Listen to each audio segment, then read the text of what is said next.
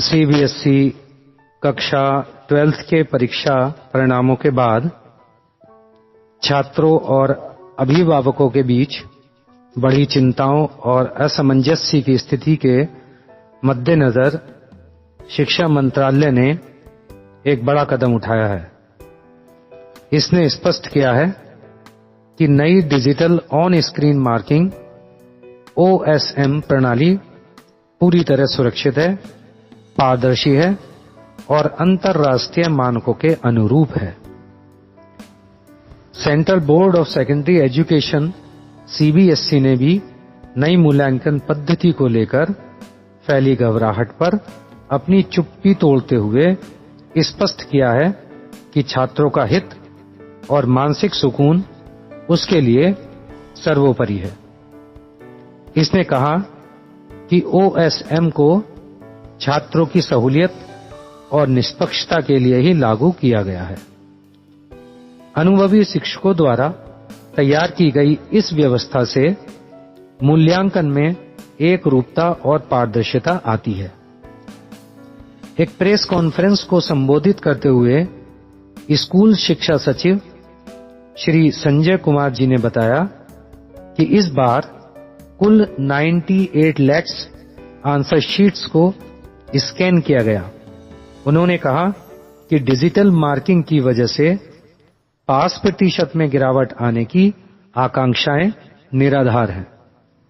इस साल 12th का पास प्रतिशत पिछले साल के 88% से घटकर 85% रहा है, लेकिन इसका इस टेक्निक से कोई भी संबंध नहीं है। स्कैनिंग के दौरान सुरक्षा के 3 कड़े स्तरों का पालन किया गया, जिससे टोटलिंग में होने वाली मानवीय गलतियों की गुंजाइश पूरी तरह खत्म हो गई।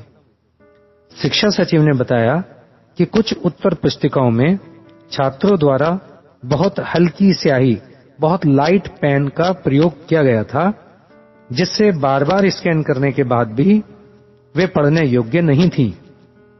ऐसे मामलों में छात्रों के भविष्य को प्राथमिकता देते हुए लगभग 13,000 उत्तर पुस्तिकाओं को अलग से पहचानकर शिक्षकों द्वारा मैन्युअली मतलब हाथ से जांचा गया और फिर उनके अंक सिस्टम में चढ़ाए गए।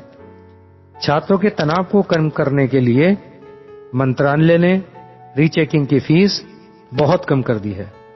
अब छात्र अपनी उत्तर पुस्तिका देखने के लिए 700 रुपए की बजाय मात्र 100 रुपए शुल्क देंगे और वहीं उत्तर पुस्तिका के सत्यापन के लिए मात्र 100 रुपए देने पड़ेंगे, पहले ये 500 रुपए थे।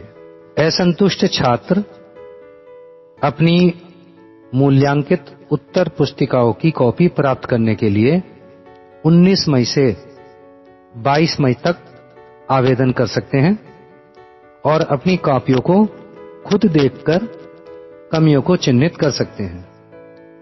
यदि कॉपियों में कोई गड़बड़ी या अंक जोड़ने में गलती मिलती है तो छात्र इस दूसरी विंडो के माध्यम से अपनी आपत्ति 26 मई से 29 मई तक दर्ज करा सकते हैं।